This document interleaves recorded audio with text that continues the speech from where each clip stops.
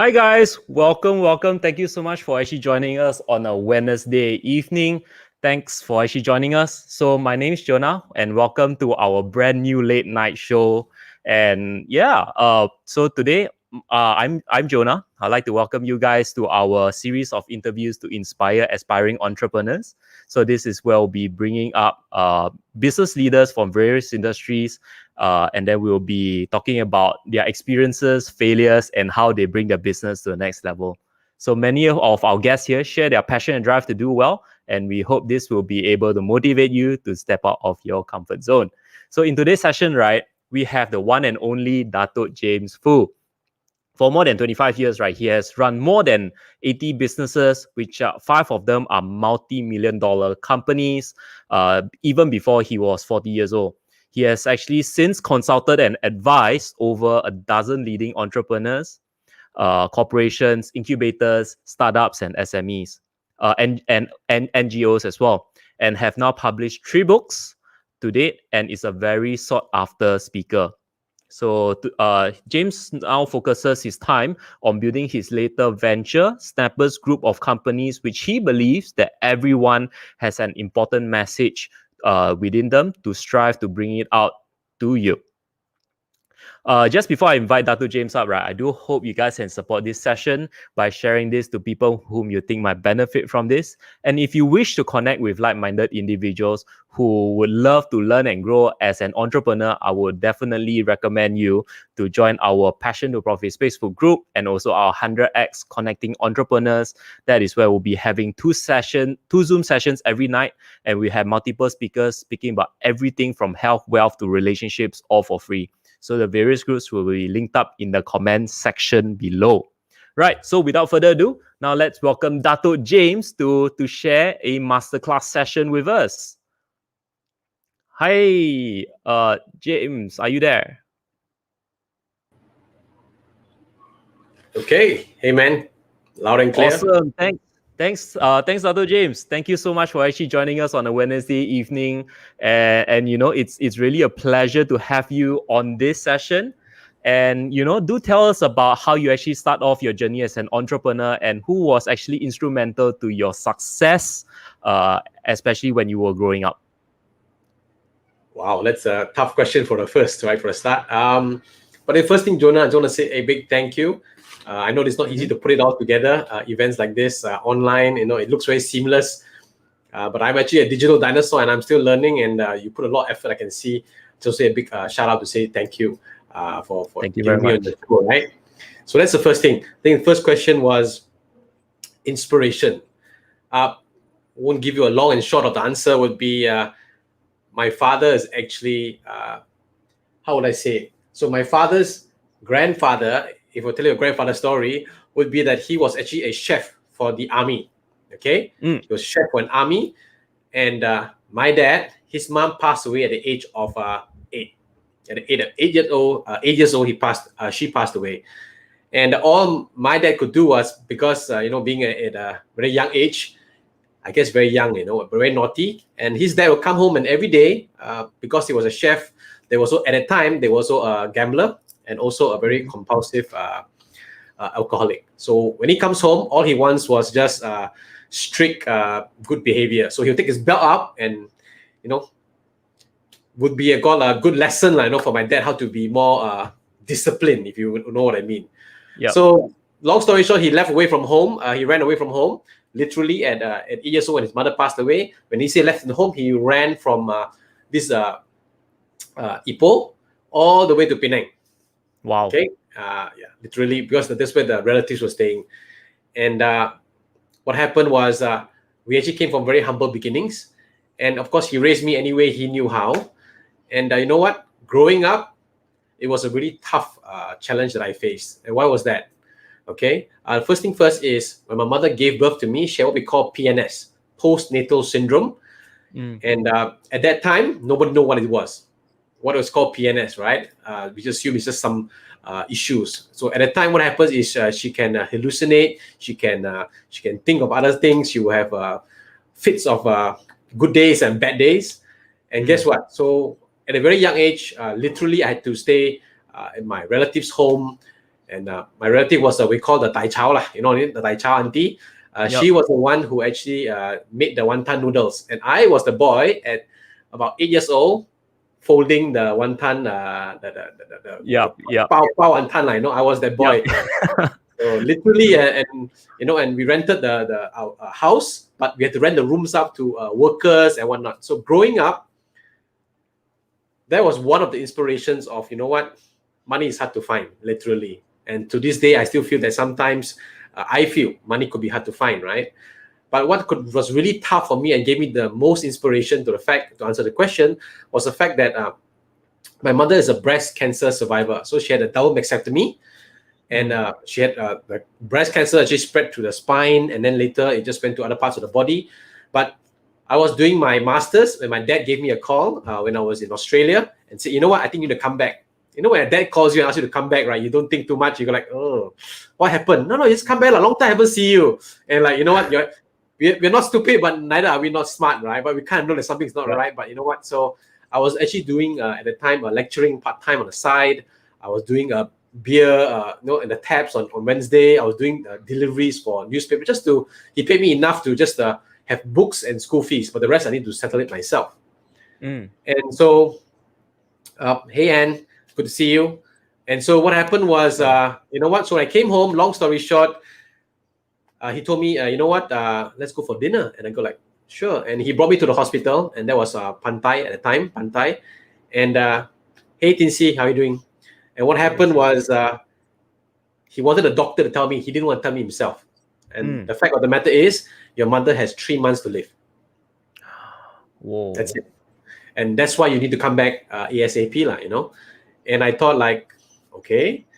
So fast forward, I saw my dad spend almost everything or all of his money into making my mother hopefully better or feel better. I think he spent almost everything he had. And some would say one leg is in prison, one leg can also go into bankruptcy. That much money he spent. We went from Bomo to the Malay, Indian, Chinese for the Redfoot in Cameron Highlands. Everywhere we tried to heal her. And then even people from US came in and did a study on her. Like, how did she live so long? Because doctor prescribed 3 months, maximum 3 months. So I think after the second year, my dad said, you know what, this is not a life. Because you can't eat this, you can't do this, you can't do that. It's not a life, right? So you know what? After the second year, not mistaken, she loved to eat Hokkien Min, which is like fried noodles, black noodles. Whatever you want, I will buy for you. And just enjoy the life that we had. And you know what? So we had the enjoyable life in that sense. And I realized that although my dad was working really hard at that time, I had to send her to hospitals for the therapy, for the, we call the chemotherapy, radiotherapy, and all sorts of other therapies. The hospitals were my home, literally. Hey, Yvonne, good to see you. Thanks for coming.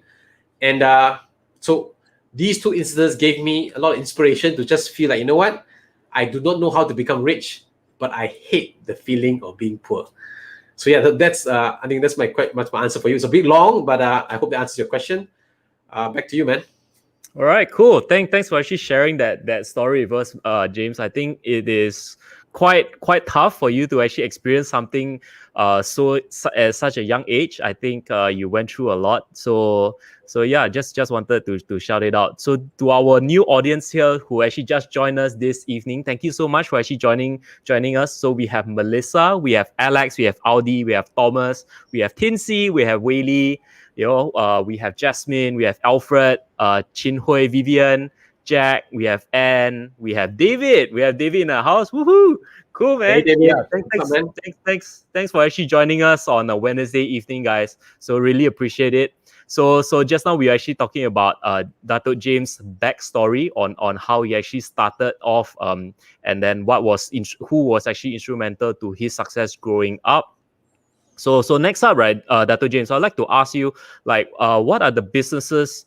Of all the businesses that you run, right, you actually have a publishing company, and maybe do tell us the motivation behind it. What was it like that motivated you to actually start this publishing company out of the blue? Like, do you really believe so much in books that you started your publishing company, or was it something personal that you wanted to achieve? Do share with us. it's going to be a reason that probably none of this you just mentioned. Okay, so the one and only reason was at that time I realized that I didn't have a lot of mindset issues. I had a lot of mindset issues that I need to get over it. So I attended a lot of seminars, right? And one of the recommended directions was, you know what, to be an authority, you remove the ITY, you can be an author. So be an author. So you know what, I wrote a book, took me 1 year, and then I was like so proud of it, right? James, yes, got my first book. And then I just went to publisher after publisher to like, you know what, help me out, MPH and all the other big brands out there. And it goes like, who are you? What's this about? And long story short, I said, like, you know what, just get it done, right? So literally invested in a friend's company and later acquired it. And that was the beginning. So I just thought publish one book and then, you know, done, bucket list tick, you know, done it. But I didn't realize that a lot of big companies, I realized that at least in the Western context, have a publishing arm or a media arm. And I think there was a business acumen angle of it, was that most of the business that we work on build assets. Always we hope they build assets, right? But very few parts of people's businesses build access. So right now, if I were to reach out to you and said, hey, Jonah, I got a new product coming, and you go like, not interested, like, no, you're selling me something. True? Yep. But I said, hey, Jonah, you know, I read a lot about your company, and I know you do a lot of big developments. I would like to interview you for my upcoming ebook, and then hopefully eventually want to put into a book, and then want to put you on the, we call it on TV. Are you open for that? Yes, of course. See? So yeah, rejection rates come down all the way, and then people will ask the same question you asked, is this the only thing you do? And why do you do it, right? And then the story of, you know what, I actually run a family business, and we do construction. One of the biggest projects we've done is Genting Highlands, Burj Khalifa, and they go, oh, and that's how we actually break what we call access to a lot of markets where people could not penetrate. So the conversations were about what could you do better in your business, right? And I always say that, you know what, when you actually write a book, that book positions your business as a branding, it's a glorified name card, if you will. It promotes you and your business, right? And you know, one of the oldest book in the world and the best-selling book in the world, or best distributed book in the world, is the Bible. Okay, I'm not about religion here, but I'm just saying the fact that people rely on a book that gives them the authority to grow. So yeah, so one of the main reasons of that was that then I realized that it was actually a strategy to have a publishing company, a media company in your so-called group. And then that allows you a lot of things that if you talk about IPO and scaling a company, you need different type of companies to open different doors, if you will. So media company was one of them to actually help you open access that a lot of places that you could not open. And that gave me a lot of benefits and opened a lot of doors in terms of networkings. And I mean, the doors were just endless, was just opening because of the fact that, you know what, it was non-competitive. It was an access-based business model versus most businesses are trying to build asset-based model. So yeah. So Dato' James, can you actually elaborate a little bit more on what is an asset-based and what is an access-based venture? Sure. Maybe, yeah, Cool. for our audience here. Nice. Hey, Thomas. Hey, Vivian. Hello, Thomas. So, hey. Pure simple. Right now, all of us are looking for leads, right? In a way, before you look for sales, you need leads, or in other words, some people say prospects. So prospects to customers to clients. The main difference between the three is prospects are like strangers, they don't know you, right? And then customers are probably buy one time, they're not regular, but they're like, I'm a supporter of sorts, right? But what you want is clients. Clients are the ones that come in and out again and again, and they support you almost regardless of the size of the product, right? But guess what? The hardest point right now is almost all companies right now have some sort of form of competition. And if you're a smaller guy, it's going to be really hard to compete, right? By saying that I have a product, because you don't have firepower in terms of Facebook ads. You don't have firepower in terms of advertising. You don't have firepower in terms of who you know, right? So it's almost so little you can do. So I realized that publishing gave us the key to open doors that we didn't realize. So that's access. You can literally call anyone and say that, you know what, I'm writing a book on example, how developers are doing today. And you are the top 10 developer I would like to interview for my book. Are you okay, Mr. Jonah, to have a 45-minute call with me just to understand what you do, and I want to publish you and your business in my book. Are you okay with that? Wow, of course. Yeah. I'll give you Right. my 45 minutes anytime. See? So, and then later was what next. So basically, it's what do you get foot to the door? Many years ahead, later, I listened to this conference. And this conference was by a lady who was she was in the political arena. But guess what? Her pastime was singing. She loved to sing. But of course, as a political so-called figure, you cannot be singing in public, right? So she used to Yeah. sing in those speakeasy bars, in those little clubs. Long story short, she was pitching for a lot of corporate jobs because she was also advising a lot of firms. And you know what? The chairman said, "You look very familiar, lah. Where have I seen you before?" And he go, "No, like you haven't seen me before. I'm very low profile. You haven't seen me before."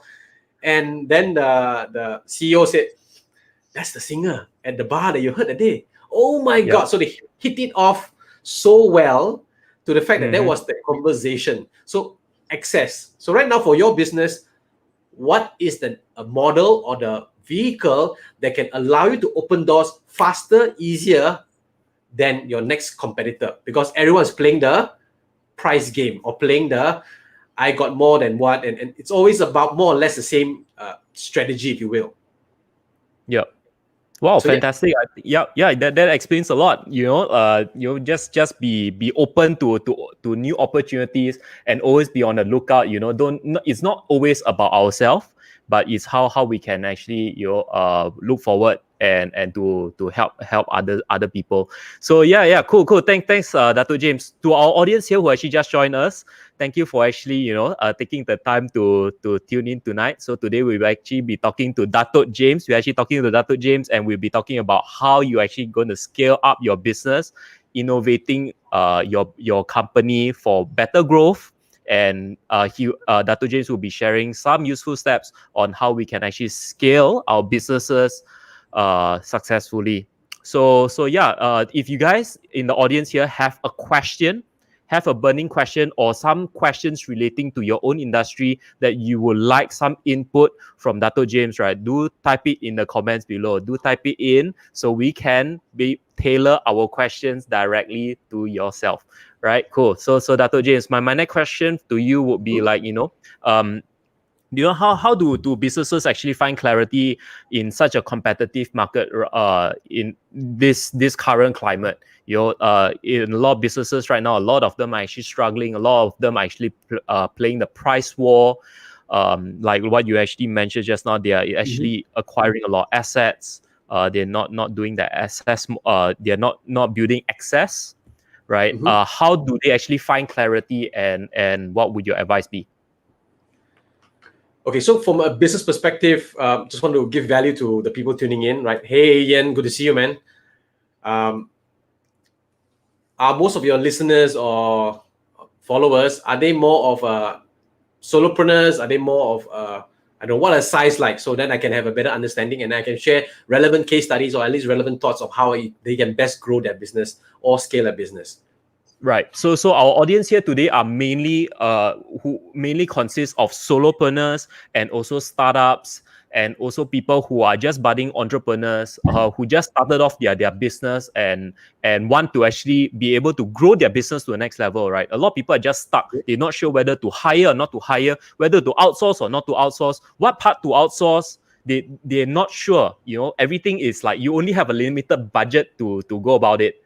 And hopefully you'll be able to enlighten us with your knowledge, with your experience, and hopefully be better because of it. Cool. So first thing first, for any company right now, okay, you need to concentrate on actually building on, I wouldn't say a brand, but at least there's like Ian will know this, right? You need to focus on building not just a personal brand, a company brand, or how I like would lead the conversation is you need to build an authority in the space. So there's a big difference right now. Both are equally important. But for me personally, when you build a personal brand, okay, people are impressed by what you do. Like, wow, Jonah does the late night shows for, I don't know, for almost a year every week. Oh my goodness, it's hard work. So impressed by you, right? But what I hope, and I know you are, and moving towards is, if you build an authority in a space, people will then be inspired by you. You don't want to be impressed. You want to be inspired. So that a lot of great leaders in the world have always been an inspiration. They did very little impressing people. They did more inspiring people, if you know what I mean. So that's the first thing. By doing what you do, you then attract and you then give people the belief that they can do it. So you inspire them. So that's the first thing on authority building. The second thing, when you're building your brand, you then become one of the options. Because right now, when you're building a brand, no disrespect, a lot of people are going to spend lots of money. Okay, we all know that you can spend lots of money on buying followers. Okay, all the media platforms, right? You can buy the followers. But when you build an authority, you become the only option. So for instance, we all know there are many phones better than the iPhone. So for all iPhone lovers out there, don't curse me. But we all know that iPhone is probably 2 or 3 generations behind an Android, right? We all know this, but they're a $1 trillion company and they're one of the biggest in the world, right? Why? Because they are the only option, they are the authority. When we think of handphone, we cannot think of any other thing, right? Yeah. And most of the other brands will create, they become a personal, they show that this phone can do this, Oppo can take picture of myself and this. So these are all branding for the phone, but they're not the authority yet. So they become one of the options. They don't become the only option. So that talk about building the authority. The third thing is, if you're building a brand, you are known. Have you heard of James? Yeah, I know him. But the question you want to ask right now, are you respected? So what if you are known, but are you respected?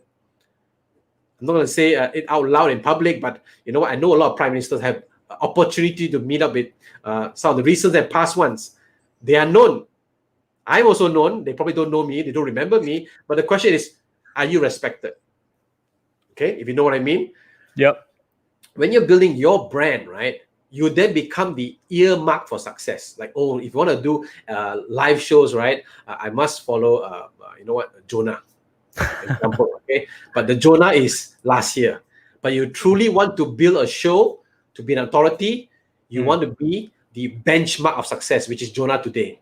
Where I actually went through your Facebook and I checked out how you actually really pimped up this, and with the whole, you're really like, wow, you look so good, and I'm like jealous with like, the whole backdrop with the late night show and the lamp and whatnot. I'm like, shit, I wish I had a better background or something, So you're now the benchmark for, live interviews.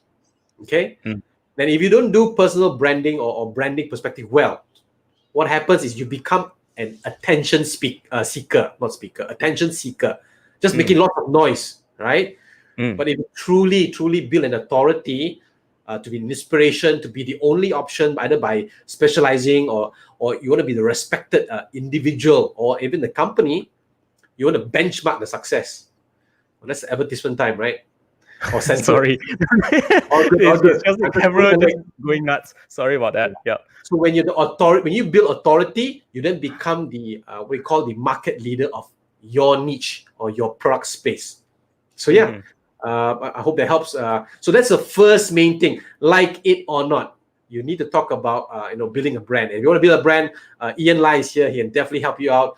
He's an old friend and he does wonders. Okay, so you have to jump on the brand wagon, like it or not, because otherwise you then become a commodity, regardless of industry, regardless of, I don't know, a vertical or horizontal industry. You have to look at being on the so-called brand wagon, and of course, eventually being an authority in the space. I see. So that's the first thing.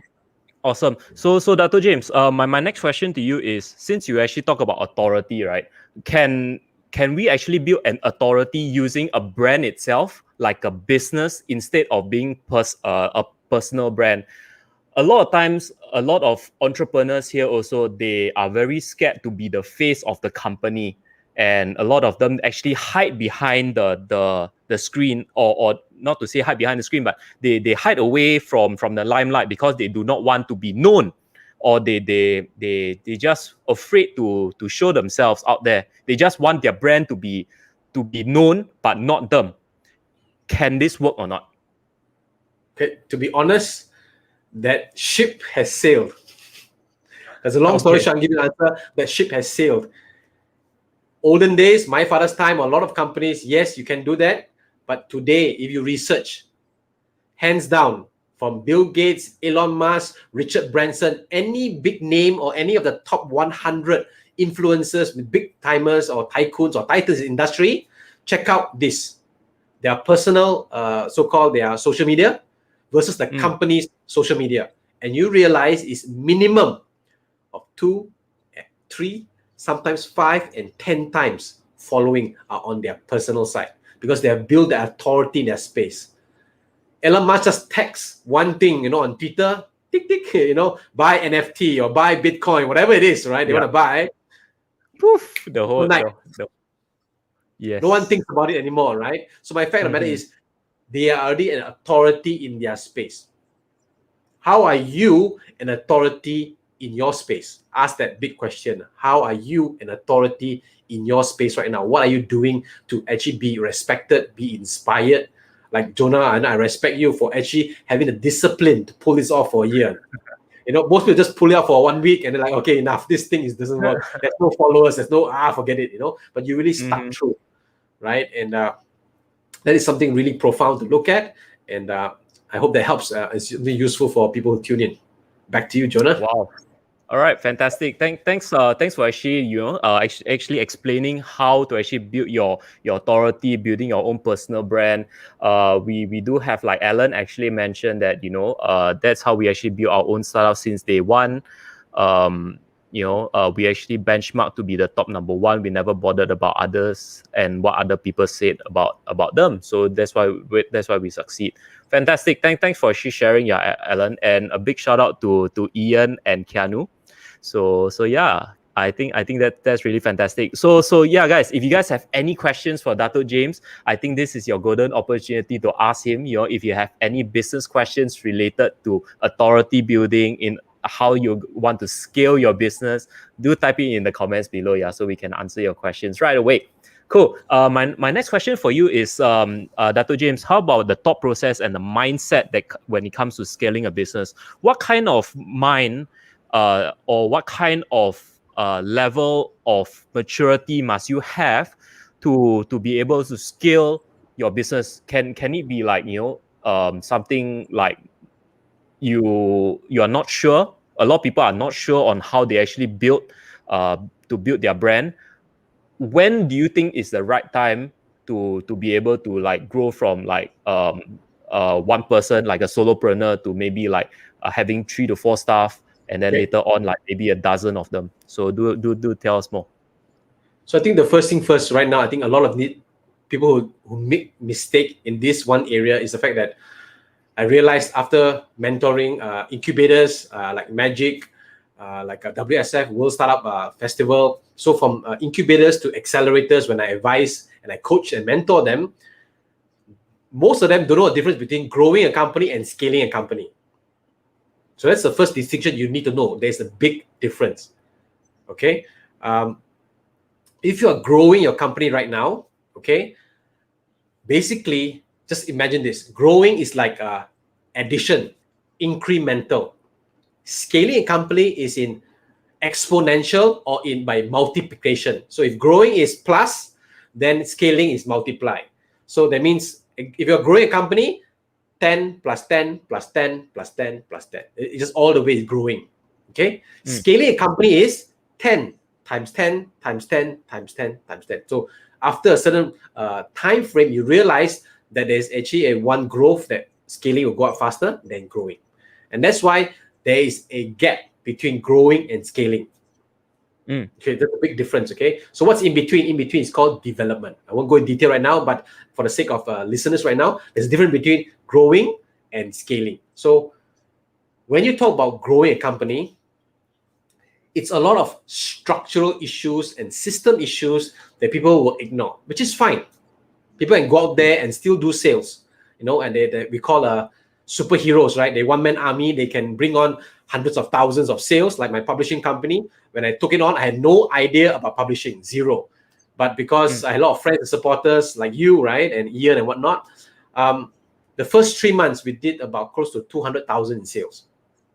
Wow. Okay, no idea how to do sales, but it's a one-man army. Went out there, with a small team of 5, and later we grew to about a team of 23. So all these can take place, but you need to start growing. That the only difference is having the mindset of knowing when to grow, when to develop, and when to scale. So give you an analogy. One of the lockdown, I think last quarter of the lockdown, a group of entrepreneurs came together and said, you know what, we are really in bad shape, and we love you to, give us some pointers. We know you're not cheap. We know you don't have time, but we're going to pay you, and we're going to help us get out of this mess. Okay, this is our last Chinese, how the Zhao Xingqi, push the last deck. Yeah. This is all we got. All in. all in, this is all we got. Help me out, help us out, right? Yeah. So a group of them, about 14 of them, came together, and long story short, I helped them. Okay, I came up with the difference. First thing first is the difference between growing and scaling, and they did a turnover of about 60 million US dollars. And they were like traditional companies, okay? Traditional companies who are brick and mortar, okay? And one of them was actually a chain, okay? With the MCO lockdown, no people can go to your shop, right? So what can you do? So by growing, that is the only way to sustain, right? And I told him, every time he talks to me, he said, I want to do this, I want to do this. But those are things of elements of scaling. I want to open outlets. I want to do this, I want that. But before you do that, you need to go through a development stage. But in the growth stage, you need to focus on this. First thing first, okay, when you're growing, is to look at sales and marketing. That's all you bother about. Because that will help you cover a lot of costs, a lot of things that you didn't think about. Don't bother about team even. Okay, now if you are scaling, then team is definitely the strategy to go ahead. So long story short, first and foremost, are you what we call an artist type of entrepreneur? Artist meaning that you're a perfectionist, you are like the chef of the restaurant, you take a lot of time, you say, no, the food must be done, ratatouille must be done this way. Okay, it must be done this way, and you're particular, and I ask you, how do you do it? My mother teach me, just spray a little bit here, do a little that, and that is. So there's no system, but it's more of feeling and gut. But people still love to come. Your restaurant is always full. That's a growing the business. Now, if you're scaling the business, then we talk about a system in place where you're going to have at least a duplicate of yourself, 2 to 3 of yourself, which is a chef in this case. Then at least have a 3-man team in your outlet, and you want to open, let's say in Bangsa area, you want to open in a few zones, and that's called scaling. Okay, so scaling is actually the difference between growing, which is what? As you grow a company, your expenses and costs also go up. Yep. If you're scaling the company, as you're scaling, your costs will maintain or go down. That's the key difference between growing and scaling. So a lot of people grow their companies like crazy, but also know that I have friends who are in the billion-dollar business, okay? They do billion-dollar construction industry, and I ask them, how much is your profit margin? And they tell me 0.02%. I go like, you make a turnover of almost $1 billion and you do 0.02%? I like, or rather have a $10 million business and you're doing 2 million, which business would you have? Because the headache is the same or worse. So that's a big difference there. I hope I didn't get too lost in it, but you know what? Maybe I'll read some comments and hopefully give clarity. Just before you go to the comment section, Dato, Sure. sorry. Yeah. Just before I go to the comment section, Sure. I personally do have a question. Like, how do you actually manage your costs? How do you actually manage your costs to actually to be able to, like just now you mentioned, like when you actually growing your business versus scaling, when you actually scale, your cost doesn't actually go down, it actually maintains, and it actually maintains, or actually the cost of doing business actually goes down. My question to you is, how do you actually be able to justify the cost reduction? Is it just in terms of pricing reduction, or is it sharing the labor in that sense? How do you categorize that cost? Okay, so in terms of costing, right? First, you must decide: are you in the growing stage, or are you in the development stage with the gray area, or are you in the scaling stage of the company? First thing first, right? Because if you cannot decide or tell me or even any in the professional line, where are you now? Just like a GPS, if you can't tell you where are you now, where you want to go is good. Everyone will go somewhere. Everyone wants to be a millionaire today, the faster the better, right? They know where they want to go, most of them, okay? But very few people know where are they now. And if they cannot, just like a GPS, the GPS, they cannot lock your location, where are you now, they cannot draw the shortest path for you. So the question for you right now is, are you growing your company, developing your company, or are you scaling your company? Where are you now in that context? Then with that, with a better lens, I can then give you a better advice, because I'm very careful when I share advice online, because people take it piecemeal and that actually could hurt them rather than help them, okay? So I'm very careful when I want to share feedback or advice. So in terms of context, I just want to get a better context. Can you clarify on how can I help you out, and then I'll give you a better thought, suggestion on that. So I mean, in terms of like, when we actually I do have a problem actually scaling, like especially in this pandemic time, the maybe the hospitality industry isn't doing that well.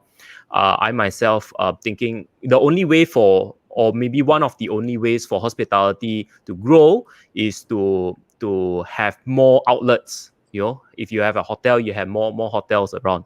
So how do you actually keep the cost low? How do you actually manage those people? Do you share those people among yourself, or do you actually hire external parties to come in? What, in that context, how do you actually reduce the cost? Okay, so in order to understand the cost, right now I'm going to be very, very clear and open and direct with you, if you don't mind, okay? Yeah. Most companies think of reducing costs. Very few companies thinking of increasing sales. That's one way to look at it. But that is actually the wrong lens you want to put on. What you should look on is, right now, is your business competing in a market that is in demand and so-called in an attractive space? Yes or no? Yes. Okay. If this is an attractive or in-demand market space, then you can talk about, we call optimizing the key elements of cost. But most businesses, if you're talking about, because I have a own resort, I have our own, we call development, a small mixed development, and I know that the whole travel industry has been badly hit. And that is not an attractive market space. Because if you are in an attractive market space, even a fool can make money. Just like in good old days, share market, you just buy any share, you close an eye, even a monkey can make money, if you know what I mean. Yeah. Okay, so right now are you competing in that attractive space? Because if it's the travel market, if it's the leisure market, then it's a tough sell. That's the first thing. Because I'll move on to the next thing, is the fact that those are not the things that people need right now. The last thing on their mind is traveling. The last thing on their mind is going on holiday, right? The first thing is safety. Correct. Yes, the market is opening up, but what do they really want? So I'll give you a case study. Airbnb was badly affected, right? They closed down. I think they sacked a lot of people. I lost count of the number of people they let go. But they actually, right now in the pandemic, the last 6 months, I think 6 to 9 months, their business shot up again. What did they do? They were in the space of, luxury travel and the whole Airbnb space, right? So what do they do? They actually leverage on technology by bringing thematic, thematic type of homestays. So when they actually showcase people in their houses doing events, and people just join in, because what is biggest that's lacking right now is the fact that the connectivity of humans, right? They lack the connectivity. They lack the fact of the pure connection of another human being. So their sales shot up like crazy because they actually focused on what the customer really wanted. So what is the thing your customer wants most now? Whatever industry you're in right now, can you answer the question, what do they want most now? Because one of the top challenges or top mistakes I think entrepreneurs make is that they do not communicate with their customers in the lockdown. They also are in hiding, right? They're like, this will go away, this too shall pass. You know what? The good times will come back. As opposed to having that close connection and really reaching out to the customer and say, like, how are you doing? I know it's tough. I'm not asking for business, but I just want to check in. How are you doing? And is there anything I can do for you knowing this? And I'll just share with you one last thing. before I pass it back to you, is that one of my big developer friends, right, were having trouble. You know what? And I just decided to reach out to them, and I realized that, you know what? He was not having trouble with the business. He was having trouble at home. Because of the lockdown, they could not send, the fridge broke down, and the wife was having a hysteria, right? Because there was no, like, this is like some rich guy, won't give his name out. And you know what? At that time, he could not get anyone to send a fridge to him, like, and what are we going to eat, right? And they didn't want Grab food, right? Because of the germs and whatnot. And you know what? I just made some phone calls to Seng Heng, I knew the founder, and they said, you know what, I need some help. Could you help me around? And you know what? They need a fridge, like ASAP. Right? Long story short, I gave them a surprise. I even fitted the fridge up with all their favorite food. This is my customer, right? I knew what food they liked. I filled it up, and it was a little surprise for them. And you know what? I won't say it's a bribe, if you will, but I would say it's just a gesture of kindness. You know what? It's like a friend in need, and if there's anything I can do for you, and guess what? The first thing that when the market opened, the first person they called was our company. Like, you know what? We have this upcoming thing. Would you be keen to participate? We haven't called anyone yet. I would love to hear your thoughts. Like, sure. So how are you giving value? When people say give value, right? We give profound value, don't just give value. So give profound value so that the customers become what we call top of mind. I saw it somewhere in the chat just now, and someone typed it out. So yeah, definitely, how are you being the top of mind in your industry or your vertical? Awesome. Cool. Thank you, Dr. James. To actually our audience here, right, do actually let us know how you are actually giving profound value to your own customers. Do type it in the comment section below, so we all can actually see, and maybe some of us can actually learn from your own studies, right? So we do have a question from Thomas, right? Thanks, Thomas, for actually waiting. So Thomas has a question: how about business we are planning to pass on or franchise? If our personal branding is outshining our business branding, will it be tougher to do so? Okay, so Thomas, how about business we are planning to pass on franchise? So first thing first is, why do you want a franchise? A lot of people franchise for the sake of being franchised. Now, we all know, if I say the biggest restaurant brand in the world, hopefully you will say McDonald's, right? And they run on a system that allows them to franchise.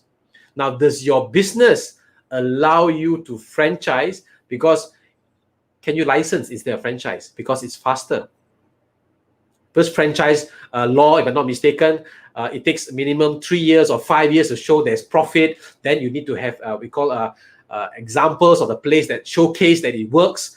Then only you can franchise. The laws are getting, the rules and regulations are getting stricter and stricter because there's so many people trying to franchise. So the question to you is, are you sure you want a franchise? Or if you want to make it faster, can you even license? So that's the first part to think about. Okay. The second part to talk about is, if your personal brand outshines your business brand, will it be tougher to do so? Highly unlikely, like I mentioned just now. All the big brands in the world, if you just Google the founder's name, from Elon Musk all the way to Mark Zuckerberg. Okay, just do a quick one, not now, but later, and you type their brand name beside. So Mark Zuckerberg, just Google Mark Zuckerberg, check their social media, okay, and then you just check their actual company, Facebook company. I want you to see for yourself. Don't take my word for it. How many followers are there? People are voyeuristic people, meaning they like to watch people. They like to see people. They like to know what's going on in people's lives. They like to know what's going on, right? And therefore, if you have a personal brand that is strong, it definitely will give you a heads up. And you know what? In the good old days, like Tony Fernandez was telling, I had a good opportunity to interview him, right? And I believe you're going to have a chance to interview him too, right? Soon, right? The good old days when he started off, his personal brand was just wearing a red cap, AirAsia, and just billing it one convention at a time. And guess how he did it? All in the universities, when all the students had a camera held up and they all shared on social media. And that's how he literally built, one of the biggest, we call the PowerPoints, like the PowerPoints of his growth that he did it. We're just speaking in universities after universities, and all the people just like, oh no, Tony, and they're just like sharing on social media. Yeah. So when people actually talk about Tony, they see AirAsia together. So he can't be separated from AirAsia, right? Nice. That's right. Awesome. Thanks for a question, and thank you so much, Dato James, for actually answering it. Sure. So Alan has a question. So hi Dato, we are actually heading to next funding by MDEC, and we now feel that it's difficult to convince investors on our PE ratio. So we reduce the PE ratio to suit them and to reduce the challenge from investors. Are we supposed to keep the PE ratio, or we have to be more realistic towards our current economic situation? Cool. Thanks for your question, Alan. Hey, Alan. I think you answered your question by yourself just by typing it out, I believe, right? So first thing first, if you are in the whole fundraising route, that means you're in the scaling route, okay? So if you're scaling, here are probably about a couple of strategies that you can take a look at, okay? Most people invest, whether it's grant or is it loan or is it whether you're doing venture capitalists, most people don't invest by P ratio. That's not the first thing they look at, right? The first thing they look at is what? Does the idea work? And is this idea competing in an attractive market space? And if this market space is competitive, is attractive, does your product have a customer need? Are you building we call a customer-centric product or a product-centric product? Are you focused on the product or are you focusing on the customer? There's a big difference over there when you're scaling, okay? And if you're looking at that, first thing first is they look at your team. Have you been there? Have you done that? Because the last thing you want to do, if you are an investor, if money was not a concern right now, would you invest in your own company if money was not a concern? I'm asking you right now, point blank. Would you even look at PE ratio, or were you like, who is this Alan? Huh? Who was their team? Does this business model work or not? Are they selling something that is not realistic or not? Does the customer need it right now? Those are the first few questions that come to mind. P ratio does come into play, but maybe towards the end, but not in the beginning. So if you're looking at funding or reducing the upfront, we call the friction, the word is friction, right? Then look at those things. How are you building an authority in your vertical right now? I see. Alan did say he's product-centric at the moment. Right. And that's one of the biggest pitfall of most startups or most businesses, because they're focusing on the product. You are still what we call, and no disrespect to you, you're an artist entrepreneur. You need to be, in other words, a businessman type of entrepreneur, you know? There's a difference between artists, right? Cost is not an issue. I want to make the best meal for you. But if a businessman is, you know what? Sell high, press resources low, there's a gap. Can I stretch that gap? That's a business. So how are you building or making yourself being a powerful business entrepreneur, right? So that's one. But look at the fact that right now is which areas of the company that you are doing are actually replicable and standardized. Because if you can say that, that means your number already goes down without telling the P ratio. You know what? There's an advertisement I saw on Facebook once, and this very timid, very introvert like me, very introvert. And then the girl brought the guy to see the parents. You probably seen it before. And before the parents ask, like, where do you go to study? He shows the Harvard certificate out. Yeah. Right. You see before, and then I saw it. Then he said, "What business do you do?" Then he flashed a bunch of pictures showing Bill Gates, Jack Ma, and the things, right? And then he said, "So what does your family do?" Then he just showed all the credit cards, which all the expensive credit cards, with platinum and whatnot. How can you show without showing the thing? So if you have to show your P ratio is good and focusing on it, you're missing the point. That's not the point of scaling a company. You are still having a mindset of scaling, but your body is in growing. I hope that helps you. I need more context to actually give more advice, but given the situation, I want to make sure that I give things that can actually help you move forward. So little suggestion. Great.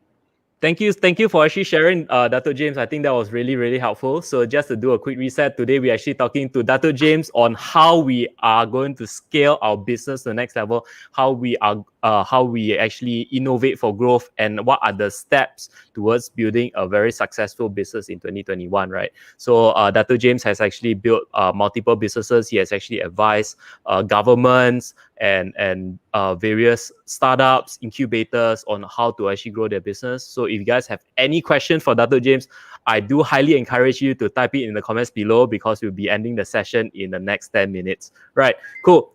So Dr. James, last few questions from myself. Sure. I think like in this world, like how do you actually become the market leader in terms of this business? Like just now you mentioned, like we need to be the authority. We need to have that drive to become better. We build our own personal brand, but from there, are we the market leader already, or how do we get from personal branding to the next level? From personal branding, building our own brand, people know about us. What is the next step after that? Will business just come naturally, or do we have to still work on it and what are the necessary steps to look forward to? Cool. So I'll be honest with you, okay? Mm. Elon Musk said this also. There was an interview on Clubhouse, and then someone asked, how do you motivate and encourage entrepreneurs during this pandemic? And he said, if you need encouragement and motivation, don't be an entrepreneur. So that's the first thing from Elon Musk, not me, okay? But moving forward, this is actually, you need to be, we call a long game, which is basically, it's an Olympic marathon. It's not just a marathon, it's an Olympic style marathon. So you need to build your growth for your personal and company simultaneously, right? But how can you do it? There's no other way but organic growth. There are some shortcuts. I'll share with them with you. One of them is branding by associations. For example, right now, how is a company associated with any of the big brands? Has anyone in the so-called celebrity in the industry, or we call titles in the industry, give you an endorsement for your brand? Yes or no? Like it or not, celebrities are suffering right now, right? Because they can't go to the red carpet, they can't go to the global awards, they're all locked down at home. And guess what? You can actually hire them. And there are many companies who should think about the fact right now, how can you leverage and work with celebrities to have what we call branding by association, provided they have the same values with you. So the first thing that lift your brand up, apart from anyone else, is branding by association with celebrities, because it's so cost effective, at least for the next 3 to 4 years, until the COVID, when the whole world gets vaccinated, then this issue will be gone. This window of opportunity will be gone. So how are you as a business leveraging on that? That's the first thing. Next thing, how can you integrate? How can you integrate with businesses right now to actually get that scale? So when you integrate, you can integrate vertically or horizontally. So what I mean by that, when you integrate vertically, is meaning companies that in the supply chain, in the value system, and can you integrate with them? That means, can you JV with them? Can you partner with them? Or if you're in the horizontal space, how do you generally work with them? Example would be hotel space. If I stay in Sheraton and I can travel the world and stay in some other Sheraton group, right? They have a card that allows you to travel the world. That's called horizontal integration. That's one way to speed up the growth process for your company. Now, another way to speed up or level up your business is diversification. BMW was doing, I think, hand soap, if not mistaken. LV was doing some, I think, hand soap as well, hand sanitizers. Rolls-Royce was doing ventilators. So diversification, because at that time, at that space, it was a very attractive market space that was in demand. So diversification, or I would call it, or when I advise, I call it pit stop income, PSI. What are your pit stop income for your businesses? Jonah, don't ask. There's another can of worms you're going to open, okay? There are many types of income, but there are 4. But pit stop income is the main one you need to look at for companies who are struggling to pivot right now, okay? Another way to look at it, if you want to 2.0 your business in this pandemic, is specialization. Where, you know what? If I say fast food, we all know the good and bad of fast food, right? It's not healthy. It doesn't have all the ingredients. They do it very fast. So specialization right now is like if I open a boutique burger joint, like Rennie is a friend of mine. You know what? He opened Burger Lab, right? And he decided to do gourmet burgers.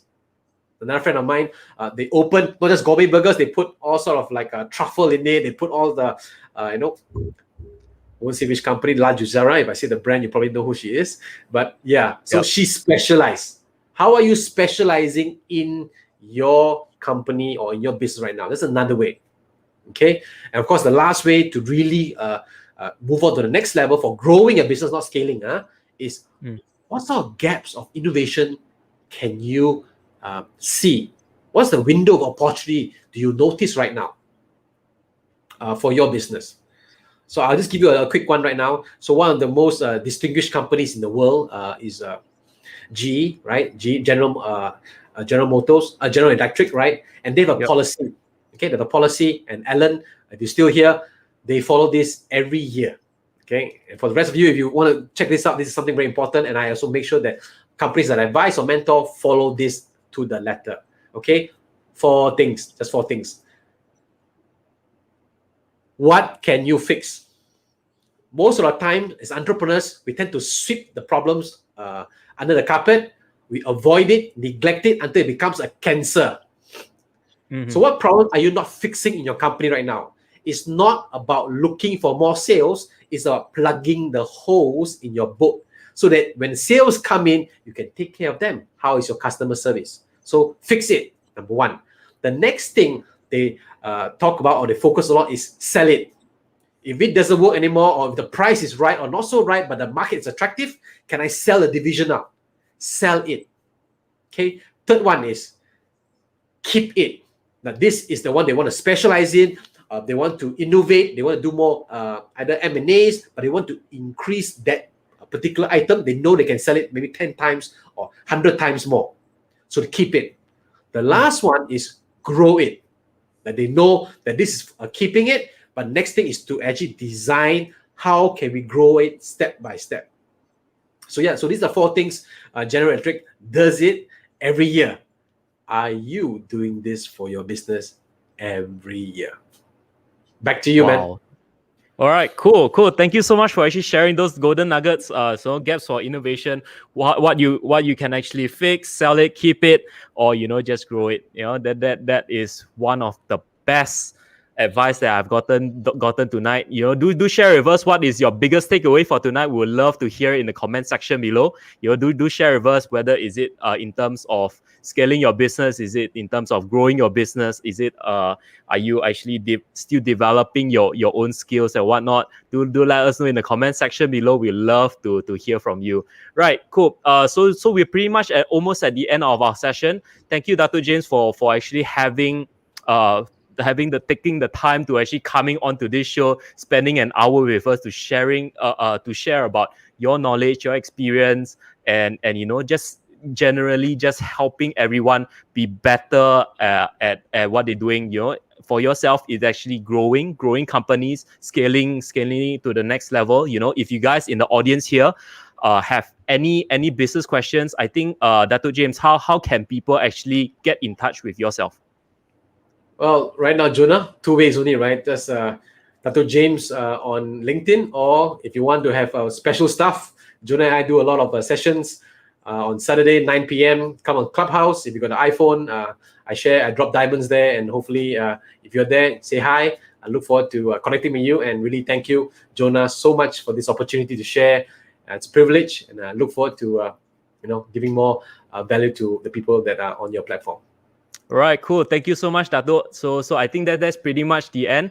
I'd like to thank some of our audience here who actually stayed from the beginning till the very end. We have at this current juncture, I can see on Facebook we have more than 50 people actually watching this. This is something amazing. One of my best sessions ever. So thank you everyone for actually tuning in so much and actually to comment, to actually just share with us what is your biggest takeaway, and just a few people that I'd like to thank. So we have Alan, we have Shalene, Amy, we have Ruth, we have